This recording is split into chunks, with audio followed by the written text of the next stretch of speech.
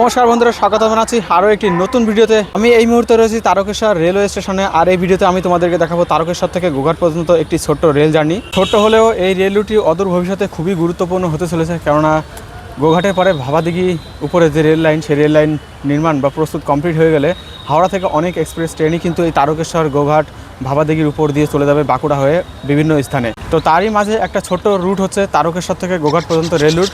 সারাদিনে 13টির মতো ট্রেন এই তারকেশ্বর এবং গোঘাটের মধ্যে চলাচল করে, যার ম্যাক্সিমামই হচ্ছে হাওড়া গোঘাট লোকাল, আর কয়েকটি আছে তারকেশ্বর থেকে গোঘাট পর্যন্ত চলাচল করে।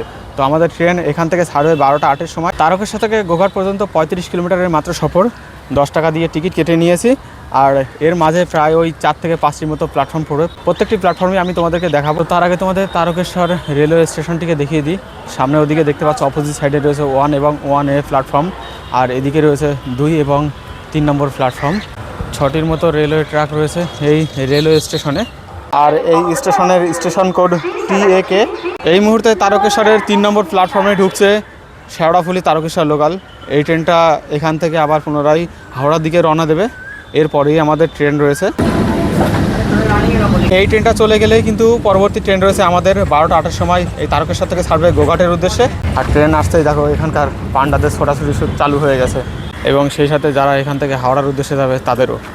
আর তারকেশ্বরের ব্যাপারে যদি কিছু বলি তো তাহলে তোমরা প্রত্যেকেই মোটামুটি জানো এই স্থান হচ্ছে বাবা তারকনাথের বসতি স্থান। আর বর্তমানে অমৃত ভারত প্রকল্পের আওতায় এই তারকেশ্বর রেলওয়ে স্টেশনে কিন্তু প্রচুর পরিমাণে কাজকর্ম চলছে। সামনে দেখতে পাচ্ছ সেই সমস্ত কাজ চলছে।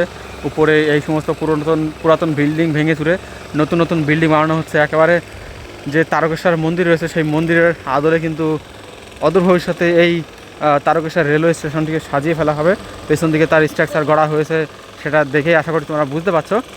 তো তারকেশ্বর তো এমনিতে আগে থেকে গুরুত্বপূর্ণ ছিল, তবে আশা করা যায় অদূর ভবিষ্যতে আরও বেশি গুরুত্বপূর্ণ হতে চলেছে।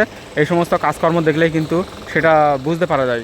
মেবি যখন এই লাইন দিয়ে এক্সপ্রেস ট্রেন চলাচল করবে তখন এক্সপ্রেস ট্রেনের স্টপেজও এখানে হলেও হতে পারে। তো অদূর ভবিষ্যতে ভাবাদিঘির উপর দিয়ে রেল লাইনের কাজ কমপ্লিট হয়ে যাওয়ার পরেই কিন্তু সেই দৃশ্যটা বা সেই বিষয়টা কমপ্লিটলি বলা যাবে। যাই হোক, 12টা বেজে গেছে, এখন আমাদের ট্রেন আসার অপেক্ষা। আর টাইম তো বলছে, হিসেব তো বলছে আর 8 মিনিট মতো সময় আছে হাতে। তো 12টা 8-এর গাড়ি ফাইনালি তারকেশ্বর ঢুকছে 12টা 32-এ।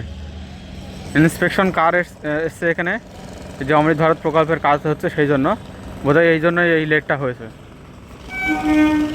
এই যে ট্রেন চলে এসেছে, হাওড়া লোকোশেডের গাড়ি, ICF কোচ।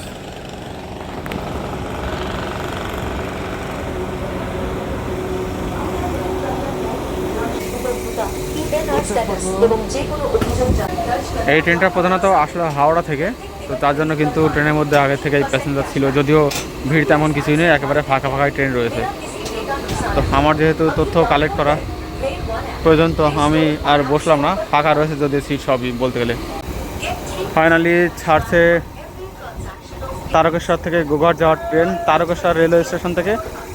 তো তারকেশ্বর স্টেশনে আমরা ছেড়ে বেরিয়ে এসেছি। আর তারকেশ্বর ছাড়ানোর পরপরই দেখো এখানে লাইন কিন্তু সিঙ্গেল লাইন চলে এসেছে তালপুর হল্ট রেলওয়ে স্টেশন, যার কোড নম্বর TLPH। এখানে যেহেতু একটাই লাইন, তো প্ল্যাটফর্ম দুটো হওয়ার কোনো প্রশ্নই নেই, প্ল্যাটফর্মও একটাই। এখানেও কিন্তু টুকটাক কাজকর্ম চলছে। মানে ভাবাদিঘির উপরে রেল লাইনটা পুরো কমপ্লিট হয়ে গেলে আস্তে আস্তে এই সমস্ত রেলওয়ে স্টেশন অনেকটাই গুরুত্বপূর্ণ হয়ে উঠবে। তখন কিন্তু আর এখানে সিঙ্গেল লাইন থাকবে না, তখন এখানে ডাবল ট্রিপল লাইনও হয়ে যেতে পারে, তবে সেটা ভবিষ্যতে খেলা। এই হচ্ছে তালপুর রেলওয়ে স্টেশন, একেবারে একটাই প্ল্যাটফর্ম। ছেড়ে দিচ্ছে তালপুর হল্ট রেলওয়ে স্টেশন। আর এদিকটাই একেবারে ফাঁকা জায়গার মধ্য দিয়ে যেহেতু ট্রেন লাইন, তো ট্রেন যেন হাওয়ার সাথে লড়াই করতে করতে যাচ্ছে। তো তালপুর হল্ট রেলওয়ে স্টেশন পার করে আসার পরপরই আমরা এখন ক্রস করছি দামোদর নদী রেলওয়ে ব্রিজ। নিচে দেখতে পাচ্ছ প্রবাহমান দামোদর নদী।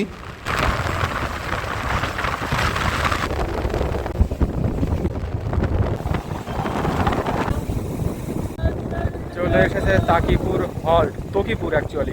হল্ট রেলওয়ে স্টেশন, কোড নম্বর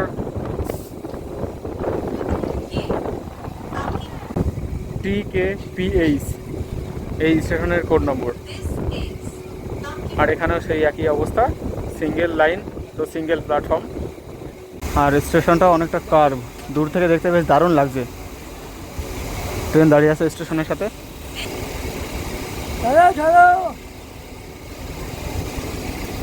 এই লোকটা কি পাগল নাকি, শুধু চিল্লামিল্লি করছে। যাই হোক, তকিপুর হল্ট রেলওয়ে স্টেশন থেকে ট্রেন ছেড়ে দিচ্ছে। ওই শিয়াল দৌড়চ্ছে, চলে গেল। এই হচ্ছে তকিপুর হল্ট।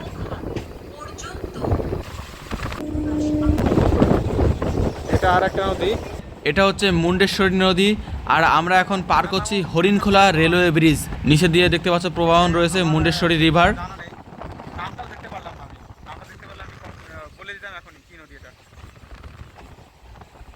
আর এখানে একটা ছোট্ট খাল মতন রয়েছে, তার উপরে মধুপুর রেলওয়ে ব্রিজ ক্রস করছি আমরা। তো এখান থেকেই ডবল লাইন মোটামুটি শুরু হলো। সামনে আসছে মায়াপুর রেলওয়ে স্টেশন। এই হচ্ছে মায়াপুর রেলওয়ে স্টেশন, যার কোড নম্বর MAYP। এখানে ওপাশে দাঁড়িয়ে রয়েছে হাওড়া যাওয়ার গাড়ি, মেবি ওটা আরামবাগ থেকে এলো। এখানে প্ল্যাটফর্ম বেশ কয়েকটি আছে, আমাদের এটা 2 নম্বরে দাঁড়ালো, মানে 3টি প্ল্যাটফর্ম আছে।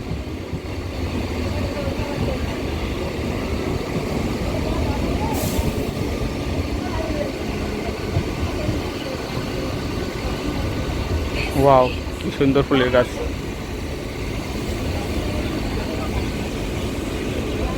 তো আমাদের গাড়ি মায়াপুরে ঢুকলো। এখানে যেহেতু লাইন 3টি রয়েছে, আমাদের গাড়ি মায়াপুরে ঢোকার সাথে সাথে ওদিকে হাওড়া যাওয়ার গাড়ি, যেটা আরামবাগ থেকে ছেড়েছে, সেটা বেরিয়ে গেল। আর এই মায়াপুর রেলওয়ে স্টেশন কিন্তু আমাদের নদীয়া জেলার মায়াপুর নয়, এটা হচ্ছে হুগলি জেলার মায়াপুর। আর আমাদের নদীয়া জেলাতে তো মায়াপুর রেলওয়ে স্টেশনও নেই। স্টেশনটা কিন্তু দারুণ।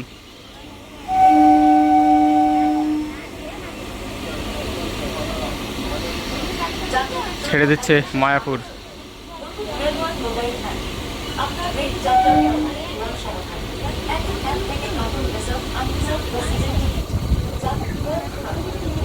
আর দেখো, মায়াপুর রেলওয়ে স্টেশন ক্রস করার পরপরই কিন্তু লাইন আবারও সিঙ্গেল হয়ে গেছে।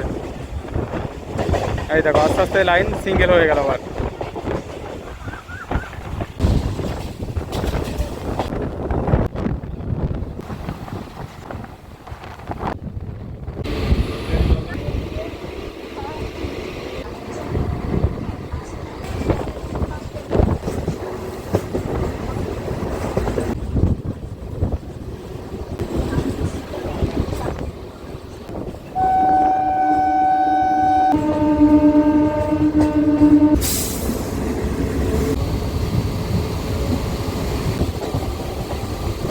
চলে এলো আরামবাগ।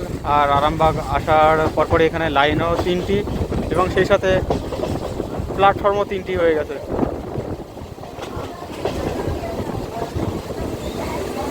তো ট্রেন এখানে কত নম্বরে দেয় দেখি। আরামবাগ লোকাল হলে তো এখানে দাঁড়িয়ে যেত, মেবি ওপাশে প্ল্যাটফর্মটা দিত। ওটা এটা যেহেতু গোঘাট যাবে, তো এখানে ক নম্বরে দিল।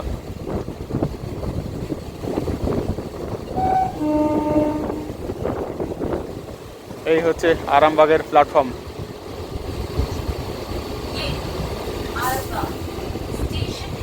তো বোঝা যাচ্ছে না ক নম্বর প্ল্যাটফর্ম এটা। 2 নম্বর মেবি, হ্যাঁ 2 নম্বর প্ল্যাটফর্ম।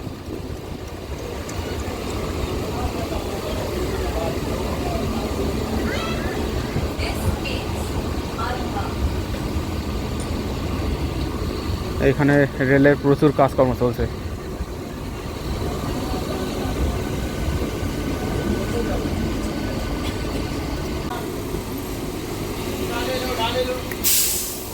প্রচুর মানুষ এখানে নেমে গেল, প্রচুর বলতে ম্যাক্সিমামই। এই ট্রেনের মধ্যে থাকা ম্যাক্সিমাম প্যাসেঞ্জারই এখানে নেমে গেল।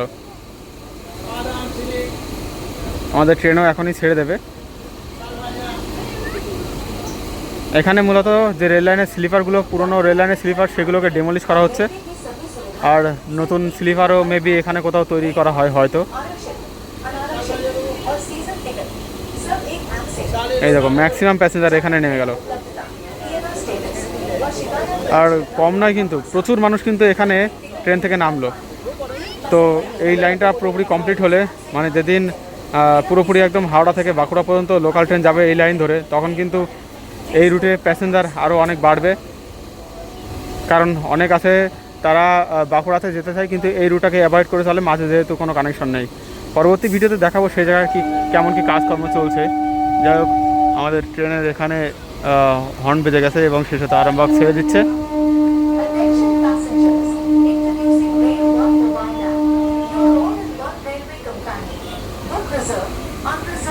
এই যে ছেড়ে দিল আরামবাগ রেলওয়ে স্টেশন।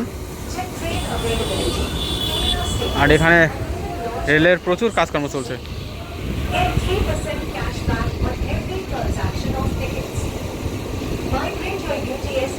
এই পাশের দিকে রয়েছে পুরো আরামবাগ শহর।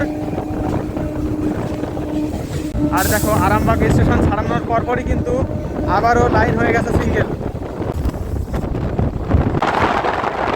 তারকেশ্বর নদী, তারকেশ্বর নদী আছে সামনে। তারকেশ্বর নদীর অবস্থা কিন্তু খুবই খারাপ। এই দেখো তারকেশ্বর, ভাই এটাতে কি অবস্থা, পুরো তো শুকিয়ে গেছে জল তো এতে।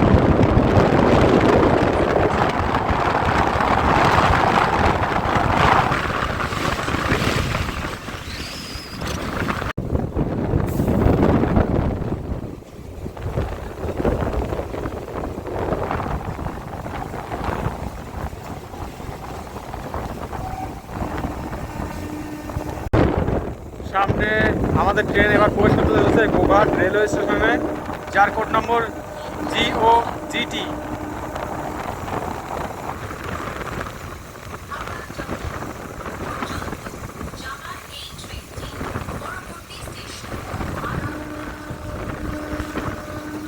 এই যে গোঘাট রেলওয়ে স্টেশন, এটা মেবি 1 নম্বর প্ল্যাটফর্ম। এখানেও 3টি প্ল্যাটফর্ম এবং 3টি রেলওয়ে লাইন রয়েছে। আর এরা প্রত্যেকে এখন, মানে এই ট্রেনটা এখন হাওড়ার দিকে চলে যাবে, তাই এখানে দাঁড়িয়ে আছে। এখানেই কিন্তু এই ট্রেন লাইন শেষ, আপাতত ট্রেন চলাচল করে এমন লাইন। এরপরে কিন্তু আর ট্রেন যায় না আগের দিকে।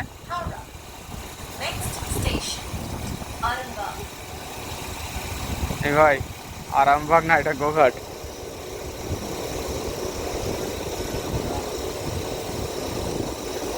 তো এই হচ্ছে গোঘাট রেলওয়ে স্টেশন এবং আমাদের ট্রেনের যাত্রাও এখানে শেষ। ট্রেনে মোটামুটি আশপাশে যত প্যাসেঞ্জার ছিল বা একটু আগের যত প্যাসেঞ্জার ছিল সবাই এখানে নেমে গেল, কারণ ট্রেন আর আগের দিকে যাবে না। দেখতেই পাচ্ছ পুরো ট্রেন এখানে ফাঁকা হয়ে গেল। আর যারা হাওড়ার দিকে যাবে তারাই এখন এই ট্রেনে আবার ব্যাকে চলে যাবে।